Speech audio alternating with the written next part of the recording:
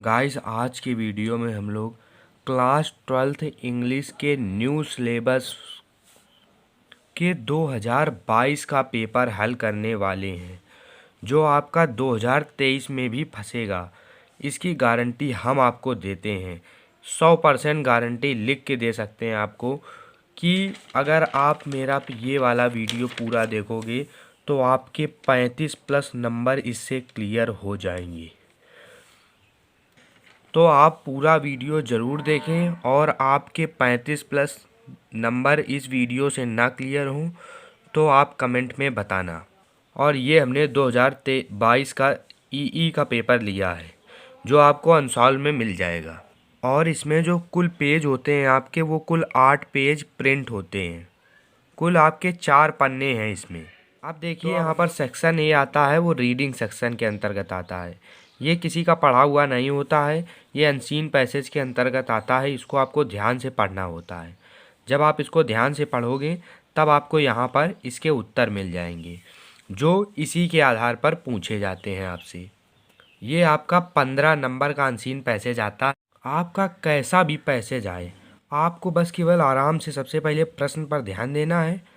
पहला प्रश्न पढ़ना है, उसके बाद में इस पर जाना है। जब आप इसको पढ़ोगे तो आराम से आप उत्तर निकाल सकते हो। अब आपको यहाँ पर बता दें, जैसे कि यहाँ पर मान लो प्रश्न दिया गया है, when is the real man discovered. Real man कब खोजा जाता है। व्हेन माने कब, the real man, real man माने वास्तविक आदमी, डिस्कवर्ड माने खोजना। तो जो हमारा दिया गया है ये हमारा पैसिव वॉइस में दिया गया है, तो इसका मतलब है कि वास्तविक आदमी कब खोजा जाता है। तो आप शुरुआत से पढ़ोगे, it is only under adverse circumstances the real man is discovered. देखो, the real man discovered, the real man is discovered मिल गया। इसके पीछे वाला सेंटेंस भी हो सकता है और आगे वाला भी उत्तर में हो सकता है, लेकिन अगर आप यहाँ से पढ़ोगे तो यहाँ पर फुल स्टॉप आ चुका है, तो इसके पीछे वाला ही है। और कभी कभी बाद वाला भी हो जाता है, आपको ध्यान से पढ़ना है। देखो, it is only adverse circumstances. Adverse माने बुरी या विपत्ति, सर्कमस्टेंसेस माने परिस्थिति। तो बुरी जब परिस्थिति होती है तब रियल मैन जो है वास्तविक आदमी खोजा जाता है। तो ये इसका उत्तर हो जाएगा। जो ये लाइन है, it is only under adverse circumstances that the real man is discovered. अब देखो दूसरा प्रश्न यहाँ क्या दिया गया है, what kind of a man proves his worth even in adversity. अब देखो इसका मतलब क्या है कि कैसा आदमी विपत्ति में भी अपनी काबिलियत रखता है। व्हाट का मतलब यहाँ पर व्हाट है, what kind of a man. What kind of a man का मतलब है कैसा आदमी, प्रूव्स माने सिद्ध करता है, हिज वर्थ अपनी कीमत, इवन इन एडवर्सिटी विपत्ति में भी। कैसा आदमी विपत्ति में भी अपनी कीमत सिद्ध करता है या काबिलियत सिद्ध करता है। तो जब आप यहाँ तक पढ़ चुके हो, इसके बाद में पढ़ो, a man of character, of noble intentions, of a strong and sturdy physique and virtues, of selfless service to others, proves his worth even in times of adversity, he faces. अब देखो फेसेस के आगे पढ़ने की कोई ज़रूरत नहीं, यहाँ पर अगर आप ध्यान से देखोगे, proves his worth even in times of adversity. Proves माने सिद्ध करता, हिज वर्थ माने कीमत, even in times of adversity वही प्रश्न में मिल गया पूरा का पूरा। तो यहाँ से ये उत्तर उसका हो जाएगा। जो मैन इस तरह के मैन होते हैं, कैरेक्टर चरित्र वाले मैन, आदर्श मैन, तो ये जो पूरा हो जाएगा उत्तर यहाँ तक, यही हमारा उत्तर हो जाएगा दूसरे का। अब देखो यहाँ पर तीसरा प्रश्न क्या दिया गया, who can conquer his mission. Conquer माने होता है जीतना, कौन जीत सकता है अपना मिशन माने उद्देश्य को। अब इसके बाद में अगर आप तीसरे पैराग्राफ से शुरू करोगे, ही फेसेस, तीसरी मतलब फुल स्टॉप के बाद में, he faces the adversity with his strong will and determination, if he has a will to do thing nothing can stand in his way, he can conquer. देखो वही वाला आ गया, conquer all obstacles to achieve his mission since his objective is noble and worthy। अब देखो यहाँ पर पूछ रहा कौन जीत सकता है अपने मिशन को, तो वो जीत सकता है if he has a will, अगर इच्छा है, विल माने इच्छा है, टू डू अ थिंग, करने की, किसी चीज़ को करने की इच्छा, nothing can stand in his वे, कोई उसके मार्ग में खड़ा नहीं हो सकता है, ये याद रखना। तो यही इसका उत्तर हो जाएगा कि कौन अपनी इच्छा को जीत सकता है। तो जिसके पास दृढ़ शक्ति है, मतलब इच्छा है, तो उसके मार्ग में कोई नहीं खड़ा हो सकता और वो जीत सकता है अगर उसके पास क्या है, आदर्श जो है वो नोबल हो। नोबल माने नोबल एंड वर्दी, ये भी है। तो आप यहाँ से यहाँ तक लिख दोगे तो यही इसका उत्तर हो जाएगा, इफ से लेकर के वे तक। ठीक है, तीसरे का अब यहाँ पर दिया गया है, एक्सप्लेन इन योर आउन words the underline portion in the passage. आपको व्याख्या करनी है अंडरलाइन पोर्शन की, जो ये दिया गया है अपने हिसाब से आपको व्याख्या करनी है, जैसा आपको अर्थ इसका समझ में आए, जैसी आप मीनिंग लगाना चाहो उसी के हिसाब से आपको ये। अब देखो यहाँ पर क्या है, the inner man wakes up. Inner माने क्या होता है, आंतरिक। इनर माने क्या होता है, आंतरिक। मैन माने आदमी, वेक्स माने जागना, वेक्स अप माने उठता है। जब अंदर का आदमी जागता है, क्या मतलब समझो कि जब किसी के अंदर का आदमी जग जाता है तो वो जो चाहे वो कर सकता है, समझो। तो यहाँ पर इसका मतलब है कि जब अंदर का आदमी जागता है तो वो जो चाहे वो कर सकता है। तो आप इसको अपने हिसाब से इसमें लिख सकते हो, ठीक है। अब इसके बाद में ई वाले में आ जाओ, which word in the passage in opposite of selfish. अब सेल्फिश माने सोचोगे क्या होता है, तो सेल्फिश माने होता है स्वार्थी। और क्या कह रहा है, अपोजिट। सेल्फिश का अपोजिट आपको ढूंढना है। जब आप बिल्कुल ध्यान से पढ़ोगे, आराम से बिल्कुल पढ़ना, बिल्कुल टेंशन लेने की ज़रूरत नहीं है। अगर आप टेंशन लोगे तो आपको आता हुआ पेपर भी बेकार हो जाएगा। बिल्कुल भी टेंशन मत लेना, आराम से करना, बिल्कुल सेल्फिश। सेल्फिश का मतलब क्या होता है, स्वार्थी। आराम से आप देखो सेल्फिश क्या हो सकता है, आपको मीनिंग ना पता हो एक बार तब भी देखो, हो सकता है कि आ जाए आपको सेल्फिश सेल्फिश सेल्फिश सेल्फ। ये देखो सेल्फलेस, सेल्फलेस आ गया, सेल्फलेस। तो जो सेल्फिश का होता है, सेल्फिश माने होता है स्वार्थी और सेल्फलेस माने होता है निस्वार्थी। तो जो सेल्फलेस का हो जाएगा वो सेल्फिश का हो जाएगा, वो सेल्फलेस अपोजिट हो जाएगा, ठीक है। तो देखो ये कितनी आसानी से आप ढूंढ सकते हो, किसी को भी नहीं पता होगा तब भी वो आसानी से इसको आराम से कर सकता है। अब देखो यहाँ पर दूसरा पढ़ो, which word in the passage means misery. Misery माने, माइजर माने देखो होता है कंजूस, माइजर माने होता है कंजूस और माइजरी माने होता है दुख। तो कौन सा इसमें है शब्द जिसका मतलब है दुख। अब देखो यहाँ पर हम आपके लिए ये छोड़ते हैं, थोड़ी मेहनत आपको भी करनी पड़ेगी कि माइजरी का यहाँ पर होता है दुख, इतना हमने आपको बता दिया। इसके बाद में आपको इस पैराग्राफ से कमेंट में बताना है कि माइजरी का यहाँ पर सिनोनिम क्या होगा, मतलब मीन्स मतलब पूछ रहा, मतलब सिनोनिम पूछ रहा है। तो आपको यहाँ से ढूंढ के बताना है, जो कमेंट में सही बताएगा उसके लिए एक इनाम रखा गया है। अब यहाँ हमसे पूछ रहा है कि ऑब्स्टैकल का मतलब क्या होता है। तो ऑब्स्टैकल माने होता है आपका बाधा, ठीक है। ऑब्स्टैकल माने क्या होता है, बाधा। देखो यहाँ पर दिया गया है, कहीं पर दिया था हमने पर, obstacle to achieve his mission. क्या करते हैं हम, जीतते हैं। कॉन्कर माने जीतते हैं, ऑल ऑब्स्टैकल्स, ऑल ऑब्स्टैकल्स को जीतते हैं। तो अचीव माने पाने के लिए, मिशन माने उद्देश्य को, यानी कि हम सभी बाधाओं को पार करते हैं अपने मिशन तक पहुंचने के लिए। आप देखो ऑब्स्टैकल की बताएं तो ऑब्स्टैकल का आप लिख सकते हो बैरियर। क्या लिख सकते हो, बैरियर। बैरियर आप लिख सकते हो ऑब्स्टैकल की जगह। बैरियर माने जो होता है बाधा, वही ऑब्स्टैकल माने भी होता है, ठीक है। तो हमने आपका यहाँ पर 15 नंबर का जो पैसेज आता है वो हमने कराया है। केवल आपके लिए हमने एक यहाँ पर छोड़ा है, जो आपको कमेंट में बताना है। वो आपकी समझने के लिए हमने बताया है कि आप इसमें समझ। आप देखो यहाँ पर सेक्शन बी में आता है राइटिंग सेक्शन। राइटिंग सेक्शन में आपके 10-10 नंबर के 2 टॉपिक आते हैं। एक में आता है आपका लिखने के लिए आर्टिकल, दूसरे में आता है आपका लेटर। लेटर में 2 ऑप्शन है, इसमें 3 ऑप्शन है, 3 में कोई एक करना है, इसमें 2 में कोई एक करना है। तो importance of democratic values, your vision in life, dowry system, इनमें आता है। और इसमें write a letter to editor a nation daily showing your concern over high rise in water tax, write a letter to principal of your college for a free studentship to enable you to study further. तो ये जब आप YouTube में ये बहुत सारे पड़े हुए हैं, आप इनको कहीं से भी देख सकते हो, इसलिए हमने इनको कराया नहीं है। ये आप आसानी से कर सकते हो, आसानी से इनको आप लिख के अंतर्गत आते हैं। हम इसको पूरा हल करेंगे। तो choose the correct option to answer the following question. The country ruled by a king. जो कंट्री है रूल्ड बाय अ किंग की जाती है। कंट्री माने होता है देश, और रूल्ड बाय अ किंग एक राजा के द्वारा शासन किया जाता है कंट्री में, उसको क्या कहते हैं? तो उसको हम लोग कहते हैं मोनार्की। क्या कहते हैं? मोनार्की। अब देखो आप इसका स्क्रीनशॉट भी ले सकते हो। The country ruled by a king, तो मोनार्की इसका उत्तर होगा। याद रखना बहुत जरूरी है, ठीक है।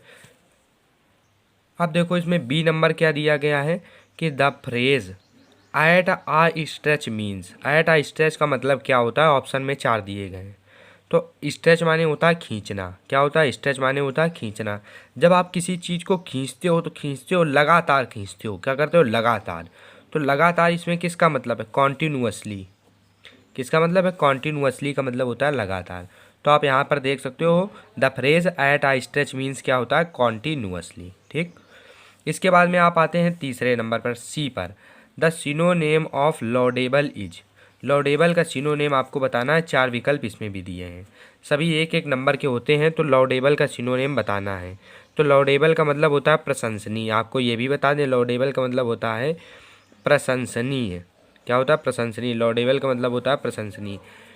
तीसरे नंबर पर आते हैं the synonym of laudable is. Laudable का मतलब होता है प्रशंसनीय। आप इसको पढ़ोगे ध्यान से तो प्रेस वर्थी माने भी प्रशंसनीय होता है। तो विकल्प पहला सही हो जाएगा। आप देख सकते हो कि the synonym of laudable is क्या है? Press worthy.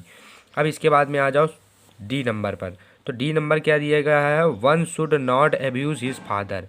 तो अगर यहाँ पर ध्यान देना, वन दिया गया है तो यहाँ पर क्या दिया गया है? हिज। अगर यहाँ पर ही होता तो यहाँ पर हिज देना चाहिए। अगर यहाँ पर अगर वन है तो यहाँ पर क्या होना चाहिए? वंस। तो यहाँ पर क्या होना चाहिए? वंस। वंस होना चाहिए। लेकिन अब यहाँ पर वंस दिया नहीं गया है।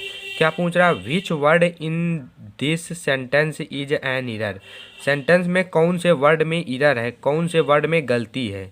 तो गलती किस में है? हिज में। हिज की जगह क्या होना चाहिए? वंस। तो कौन से शब्द में गलती है? तो हिज में गलती है। तो दूसरा नंबर सही हो जाएगा। यहाँ पर हमने लिख भी लिया है, one should not abuse his father. Which word in this sentence is an error? तो हिज है। हिज इसका सही ऑप्शन है। अब इसके बाद में आप ई नंबर देखोगे तो क्या दिया गया है? The synonym of stale. Stale माने होता है बासी। तो बासी का सिनोनेम क्या होगा? मतलब एंटोनेम। एंटोनेम कह रहा है। एंटोनेम क्या होगा? फ्रेश। फ्रेश माने होता है ताज़ा, स्टेल माने होता है बासी। तो the antonym of stale is क्या है? फ्रेश। अब इसके बाद में आते हैं डायरेक्ट इनडायरेक्ट। हम लोगों को बनाना होता है। 2 नंबर का होता है। 2 नंबर का कोई एक करोगे आपको 2 नंबर मिलेंगे। एक करना होता है। You said to him are you a fool. ये हमारा इंट्रोगेटिव का सेंटेंस है। यू सेड टू हिम कहा है, आर यू फूल। अब देखो हमने यहाँ पर लिख लिया है चेंज यानी one of the following to indirect speech. You said to him are you fool. अब इसको क्या करेंगे हम लोग? अब देखो ये इंट्रोगेटिव है तो इंट्रोगेटिव में सेड टू को किस में बदलते हैं? आस्क्ड में। तो यू आस्क्ड हिम हो जाएगा। फिर इफ़ लगाएंगे। इफ़ के बाद में यू को ऑब्जेक्ट के अनुसार बदलेंगे। ऑब्जेक्ट क्या है? हिम। हिम के अनुसार क्या आ जाएगा? ही। और आर को किस में ले जाएंगे? ये हमारा प्रेजेंट काउंटिन्यूअस है तो प्रेजेंट काउंटिन्यूअस को ले जाएंगे पास्ट काउंटिन्यूअस में। तो आर की जगह क्या हो जाएगा? क्योंकि यहाँ पर ही आया है तो ही के साथ क्या लगता है? वाज लगेगा कि वर। तो वाज लगेगा तो ही वाज आ फूल हो जाएगा। अब देखो यहाँ पर you asked him, said to को आस्क्ड में बदला, इफ़ लगाया। इसके बाद में यू को ऑब्जेक्ट के अनुसार बदला, ही। और यहाँ पर प्रेजेंट काउंटिन्यूअस को पास्ट काउंटिन्यूअस में बदल दिया, वाज आ गया। और ये फूल को वैसे का वैसे लिख दिया। ठीक है, इस प्रकार से आपको करना है। दूसरा नंबर देख लो, the teacher said to me go away at once. The teacher said to me go away at once, ये हमारा इम्परेटिव सेंटेंस का। इसको कैसे हल करते हैं? तो इसमें देखो जो टीचर है वो कह रहा है कि गो अवे, जाओ, एट वंस माने तुरंत जाओ यहाँ से। तो वो कह रहा है तुरंत जाने के लिए। तो टीचर क्या करता है? टीचर हमेशा अपने बच्चों को ऑर्डर देता है। ये किसी बच्चे से ही कह रहा होगा टीचर, तो ऑर्डर दे रहा है। तो सेट टू को किस में बदलेंगे? इम्परेटिव में ऑर्डर में बदल देंगे, क्योंकि यहाँ पर ऑर्डर दे रहा। अब यहाँ पर हम लोग सेट टू की जगह ऑर्डर्ड का प्रयोग कर देंगे। किसका प्रयोग करेंगे? ऑर्डर्ड का। तो ऑर्डर का प्रयोग कर देंगे क्योंकि टीचर ऑर्डर देता है।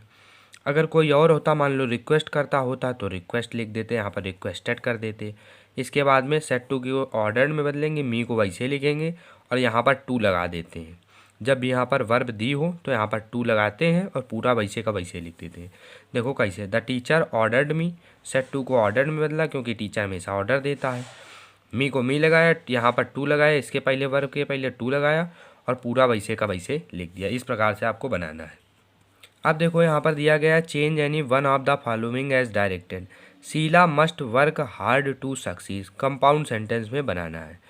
इन दोनों में से कोई एक बनाओगे आपको 2 नंबर मिलेंगे, लेकिन हम आपको यहाँ पर दोनों के लिए तैयार कर रहे हैं। तो आप देखिए यहाँ पर क्या दिया गया, Sheela must work hard to succeed. Sheela must work hard to succeed compound sentence बनाना है। तो क्या करेंगे, शीला मस्ट चाहिए, वर्क माने करना, हार्ड माने कठिन, टू सक्सीड शीला को क्या चाहिए, कठिन परिश्रम करना चाहिए सफल होने के लिए। तो शीला को क्या करना चाहिए, इफ शीला, यदि शीला कठिन परिश्रम, यदि शीला सफल होना चाहती है, यदि शीला सफल होना चाहती है तो उसे कठिन परिश्रम करना चाहिए। ये हम लोग बना सकते हैं। तो यदि की जगह क्या करेंगे, इफ शीला चाहती है, वांट्स माने चाहती है, succeed, if Sheela want succeed, comma लगाएंगे, फिर लिखेंगे शीला मस्ट वर्क हार्ड। देखो यहाँ पर यदि शीला चाहती है, टू सक्सीड माने सफल होना, Sheela must work hard, Sheela को कठिन परिश्रम करना चाहिए। दोनों का अर्थ वही है, केवल ये है कि ये हम लोगों को इसको किस में बताना था, कंपाउंड सेंटेंस में, तो हमने इसको कंपाउंड सेंटेंस में बदल दिया आराम से। ठीक है, दोनों का मतलब वही है, मतलब वही रहना चाहिए और सेंटेंस बदल जाना चाहिए। कंपाउंड में बदल दिया हम लोगों ने। अब दूसरा नंबर क्या दिया गया है, वी ईट टू लिव, इसको कॉम्प्लेक्स में बदलना, we eat to live complex में बदलना। ठीक, तो वी ईट टू लिव को क्या करेंगे, वी ईट हम खाते हैं, टू लिव माने जिंदा रहने के लिए, हम जिंदा रहने के लिए खाते हैं। ठीक है, तो इसको हम लोग अर्थ ना बदले इस प्रकार से भी लिख सकते हैं कि हम खाते हैं ताकि जिंदा रह सकें, हम खाते हैं ताकि जिंदा रह सकें। तो वी ईट हम खाते हैं ताकि के लिए, so that we can live हम जीवित रह सकें। तो वी ईट हम खाते हैं, सो दैट ताकि, वी कैन लिव हम जिंदा रह सकें। तो दोनों का अर्थ वही है, दोनों में भी अर्थ वही रहता है, बस ये है कि ये हमने किस में बदल दिया है, कंपाउंड में, और ये हमने बदल दिया है कॉम्प्लेक्स में। इस प्रकार से आप आसानी से बदल सकते हो। अब देखो सी नंबर में क्या दिया गया है, change any one of the following as directed, switch off the fan, ये हमें दिया है। अब देखो ये हमारा किस में है, इम्परेटिव सेंटेंस में दिया गया है स्विच ऑफ द फैन, और पैसिव वॉइस बनाना है। तो आपको पता होगा कि जब भी इम्परेटिव सेंटेंस में दिया हो तो हम लोग किसको कैसे बदल सकते हैं, क्योंकि यहाँ पर कोई अगर कह रहा है स्विच ऑफ द फैन, पंखा बंद करने के लिए, तो वो हमेशा ऑर्डर ही दे रहा होगा। तो आप क्या कर सकते हो, यू आर ऑर्डर्ड टू का प्रयोग करके आगे वैसे का वैसे पूरा लिख देना है और हमारा पैसिव वॉइस में बदल जाएगा। अगर मान लो यहाँ पर कोई कहता please switch off the fan, तो प्लीज़ का मतलब वो रिक्वेस्ट कर रहा है, तो आप क्या करते हैं, यहाँ पर लगाते यू आर रिक्वेस्टेड टू और पूरा वैसे का वैसे लिख देते हैं। अब क्योंकि यहाँ पर रिक्वेस्ट है नहीं तो हम लोग क्या लगाएंगे, यू आर ऑर्डर्ड टू पूरा वैसे का वैसे स्विच ऑफ द फैन। इसके बाद में दूसरा नंबर दिया गया, every rose has a thorn, every rose has a thorn, इसको किस में बदलना है, इसको हमें निगेटिव सेंटेंस में बदलना है, निगेटिव सेंटेंस में बदलना है। प्रत्येक गुलाब के पास क्या होता है, कांटा होता है, ये कांटा होता है ज़रूर। ठीक है, तो every rose has a thorn negative sentence बदलना है, ऐसे बदलना है कि कोई बच्चे क्या करेंगे, एवरी रोज हैज़ नॉट कर देंगे, हैज़ नॉट अ थॉर्न, तो इसका अर्थ बदल जाएगा, तो ये हमारा गलत हो जाएगा। तो अर्थ नहीं बदलना चाहिए। कई क्या करेंगे, यहाँ पर नॉट लगा देंगे, not every rose has a thorn, तो अर्थ बदल जाएगा, तो ये हमारा सेंटेंस गलत हो जाएगा। तो अर्थ नहीं बदलना चाहिए, उसके लिए हम लोग क्या करेंगे, देयर इज़ नो रोज़, कोई गुलाब नहीं है, कोई गुलाब नहीं है विदाउट अ थॉर्न। निगेटिव भी बन गया, देखो निगेटिव कैसे, क्योंकि नो का प्रयोग हो गया तो निगेटिव भी बदल गया। There is no rose without a thorn, without मतलब बिना, थॉर्न माने कांटा के, बिना कांटा के कोई गुलाब नहीं होता है। तो दोनों का अर्थ वही है, देख लो चाहे, और निगेटिव भी बन गया। तो यही सोचना है आपको कि कैसे बनाएं, अर्थ भी ना बदले और निगेटिव भी बन जाए। Every rose has a thorn, तो there is no rose without a thorn. अब देखो यहाँ पर डी नंबर दिया गया है, correct any one of the following sentences, दिया गया 5 sheep आर ग्रेजिंग। क्या दिया गया है, करेक्ट 5 sheep आर ग्रेजिंग। जो 5 भेड़ें हैं वो क्या है, चर रही हैं। तो याद रखना कभी भी सीप हो डियर हो, इनके बाद में यस का प्रयोग कतई नहीं होता है। तो यहाँ पर यस का प्रयोग हुआ तो यस का प्रयोग यहाँ पर नहीं होगा, ये आप याद रखना। ये तो हमारा प्रश्न लिखा है तो यस का प्रयोग हटा देंगे और पूरा का पूरा वैसे लिख देंगे। प्लूरल हो या सिंगुलर हो, दोनों में ही सीप सीप ही रहता है और डियर डियर ही रहता है, ये आप याद रखना। ठीक, प्लूरल हो चाहे सिंगुलर हो। तो 5 सीप आर ग्रेजिंग, यस हटाना था और उत्तर हमें अब मिल जाता। अब दूसरा नंबर क्या दिया है हम लोगों को, हिज स्पेक्टैक्लेस इज न्यू, उसका चश्मा जो है वो क्या है, नया।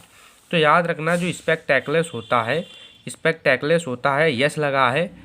याद रखना जो चश्मा होता है, चश्मा आपने किसी को देखा होगा तो चश्मे में क्या होता है, 2 डंडियाँ होती हैं, ये याद कर लो, या 2 शीशे होते हैं। तो ये क्या होता है, हमेशा ये प्लूरल होता है। जैसे ये सिंगुलर में भी प्रयुक्त हो सकता था, ये प्लूरल में, तो ये केवल हमेशा प्लूरल प्रयुक्त होता है और इसमें यस हमेशा लगता भी है, याद रखना। तो ये हमेशा जब प्लूरल में प्रयुक्त होता है तो इसके आगे इज कैसे आया, इज नहीं आएगा, क्या आएगा, आर। तो हिज स्पेक्टैक्लेस आर न्यू, ठीक है, ये इसका करेक्ट सेंटेंस हो जाएगा। अब देखो इसके बाद में क्या आता है, इसके बाद में आता है use any one of the following pairs of words in your own sentences to make the difference in their meaning.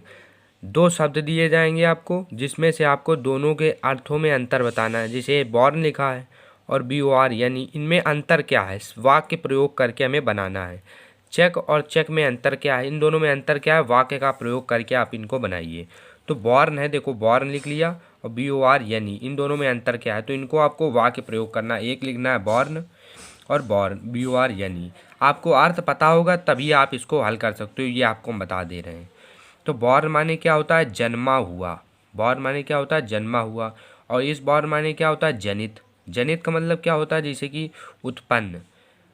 अब यहाँ पर सबसे पहले बॉर्न की बात करते हैं, जन्मा हुआ की। तो new born babies are delicate. Delicate माने होता है कोमल।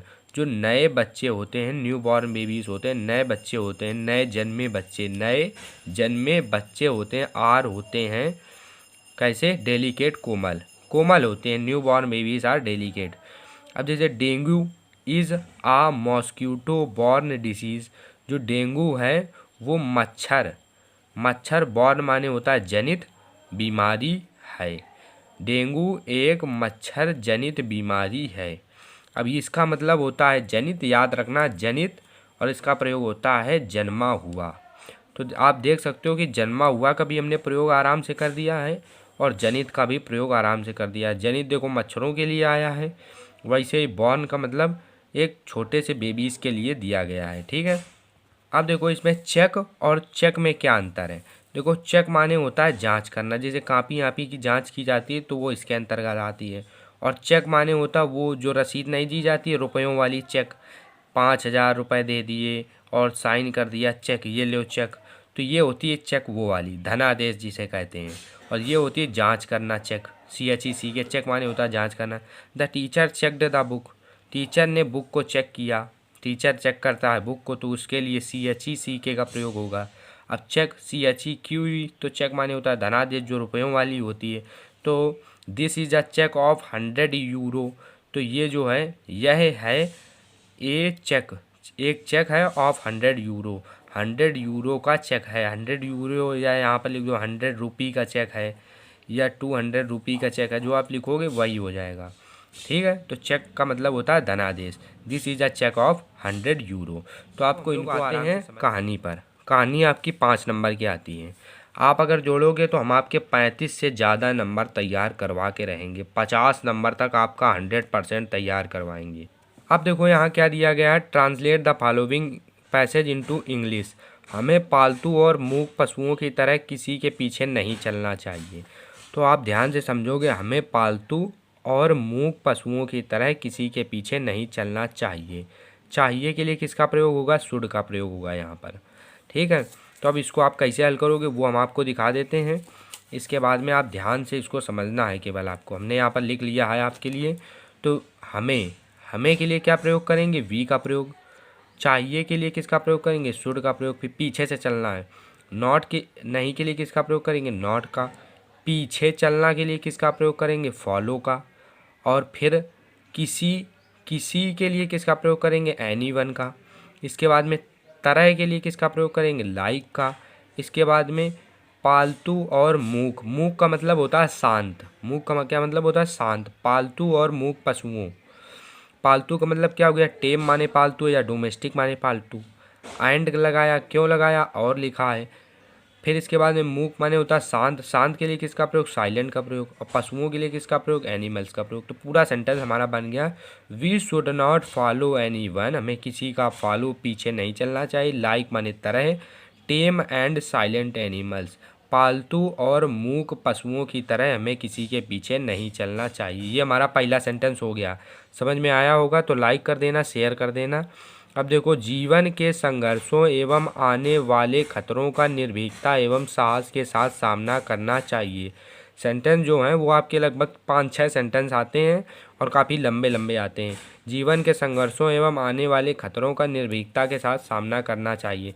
अब एक बात याद रखना, करना चाहिए आए या होना चाहिए आए तो शुड बी का प्रयोग होता है। किसका प्रयोग होता है? शुड बी का। अब देखो यहाँ पर हम लोग देखते हैं। देखो यहाँ पर दिया गया है, जीवन के संघर्षों एवं आने वाले खतरों का। जीवन के संघर्षों के लिए किसका प्रयोग करेंगे? The struggles of life. The struggles of life का प्रयोग किया। इसके बाद में क्या लिखा? एवं के लिए किसका प्रयोग करेंगे? एंड का प्रयोग। आने वाले खतरों का, आने वाले मतलब कमिंग, कमिंग और खतरों के लिए किसका प्रयोग करेंगे? डेंजर्स का। एंड द कमिंग डेंजर्स, और आने वाले खतरों। और करना चाहिए का हम लोग किससे बताया था? करना चाहिए, होना चाहिए के लिए आपको शुड बी का प्रयोग करना है, तो शुड बी का प्रयोग कर दिया, शुड बी का प्रयोग कर दिया। इसके बाद में हम लोगों को क्या करना है? पीछे से चलना है। पीछे चलना सब्जेक्ट लिखा, फिर हमने वो लगाया सहायक क्रिया, फिर इसके बाद में पीछे चलेंगे। सामना, सामना के लिए क्या करेंगे? सामना के लिए फेस्ड का प्रयोग करेंगे। फेस करना चाहिए या फेस्ड लगा दिया, सामना करना चाहिए। साथ के लिए किसका प्रयोग करेंगे? विद का प्रयोग कर दिया। साहस के लिए किसका प्रयोग करेंगे? बोल्डनेस का प्रयोग कर दिया। एवं के लिए किसका प्रयोग करेंगे? एंड का प्रयोग कर दिया। और निर्भीकता के लिए किसका प्रयोग करेंगे? करेज का प्रयोग कर दिया। तो पूरा सेंटेंस बन गया, द स्ट्रगल ऑफ लाइफ, जीवन के संघर्षों, एंड द कमिंग डेंजर्स, और आने वाले खतरों, शुड बी करना चाहिए, फेस्ड माने सामना, विथ माने साथ, बोल्डनेस एंड करेज साहस और निर्भीकता के साथ जीवन के आने वाले संघर्षों का सामना करना चाहिए। अब देखो इसमें दिया गया है, भविष्य चाहे कितना भी उज्जवल एवं लुभावना क्यों ना हो, हमें उस पर भरोसा नहीं करना चाहिए। ठीक है, अब इसको हम लोग बनाते हैं। तो इसके लिए आपको नो मैटर का प्रयोग करना पड़ेगा। No matter how bright the tempting the future may be. तो मे बी माने होना, क्या होना? मे बी माने होना, द फ्यूचर माने भविष्य, टेम्पटिंग माने आश्चर्यचकित, एंड ब्राइट भविष्य, हाउ माने कैसा, नो मैटर यानी कि इसमें उसमें हमें क्या करना चाहिए? भविष्य चाहे कितना भी उज्जवल एवं लुभावना क्यों ना हो, उसके लिए मे बी का प्रयोग करा है पीछे से। द फ्यूचर का प्रयोग किया भविष्य, टेम्पटिंग माने आश्चर्यचकित, एंड ब्राइट, ब्राइट माने उज्जवल, क्यों ना हो, हमें उस पर भरोसा नहीं करना चाहिए। वी शुड नॉट, हमें नहीं चाहिए। रिलाई माने भरोसा, ऑन इट, हमें इस पर भरोसा नहीं करना चाहिए। भविष्य चाहे कितना भी उज्जवल क्यों ना हो, may be the future tempting the bright, how no matter, no matter how bright the tempting the future may be, भविष्य चाहे कितना भी उज्जवल एवं लुभावना क्यों ना हो, we should not rely on it, हमें इस पर भरोसा नहीं करना चाहिए। अब देखो दिया गया है, हमें बीती हुई बातों को बार बार नहीं सोचना चाहिए। इसके लिए हम लोग क्या करेंगे? ध्यान से देखना। वी शुड नॉट थिंक, हमें नहीं सोचना चाहिए। वी शुड नॉट थिंक, हमें नहीं सोचना चाहिए about the past again and again, हमें नहीं सोचना चाहिए। अबाउट माने बारे में, द पास्ट माने बीती हुई, अगेन एंड अगेन माने बार बार, हमें बीती हुई बातों को बार बार नहीं सोचना है। हमें के लिए वी का प्रयोग, चाहिए के लिए शुड का प्रयोग, नहीं के लिए नॉट का प्रयोग, थिंक माने सोचना, अबाउट द पास्ट यानी कि बीती हुई, और अगेन एंड अगेन माने बार बार। ठीक है, बस अपने कर्तव्यों के प्रति सचेत रहना चाहिए। जस्ट बी अवेयर माने जागरूक रहना चाहिए, ऑफ योर ड्यूटीज़, अपने कर्तव्यों के प्रति जागरूक रहना चाहिए। जस्ट बी अवेयर, जागरूक रहना चाहिए ऑफ योर ड्यूटीज़, अपने कर्तव्यों के प्रति, बस अपने कर्तव्यों के प्रति सचेत रहना चाहिए। इस प्रकार से 5 नंबर की स्टोरी हमारी। आप देखिए सेक्शन डी के अंतर्गत आपके प्रश्न उत्तर आते हैं। अगर आप कहेंगे तो इनके प्रश्न उत्तर के भी वीडियो बना दिया जाएगा। नंबर 9 में आते हैं, read the following extract carefully and the answer question of follow. ये आपका पोइट्री का एक दिया गया है पैसेज और इसके से आपको पोयम का दिया गया है और इससे आपको 3 प्रश्न दिए जाएंगे जो आपके 2-2 नंबर के तीनों प्रश्न होंगे। इनको आपको उत्तर देना है। पहला नंबर दिया गया, what is the title of the poem from which the above extract has been taken, who is the composer of the poem. Composer माने लेखक कौन है, और extract has been taken, poem का नाम क्या है पूछ रहा है। तो आप इसको जब ध्यान से पढ़ोगे, आंट जेनिफर्स टाइगर्स, तो पाठ का नाम क्या है यहाँ पर, आंट जेनिफर्स टाइगर्स, यहीं से मिल गया। ये देखो पाठ का नाम है, जब आप ध्यान से पढ़ोगे तो यही पाठ का नाम है। और जो लेखक का नाम बताया, तो लेखक का नाम है एड्रीन रिच। एड्रीन रिच की स्पेलिंग ध्यान से देख लेना, ADRIENNERICH। एड्रीन रिच जो हैं इस कविता की लेखिका हैं, उन्होंने इस कविता को लिखा है। पाठ का नाम है आंट जेनिफर्स टाइगर।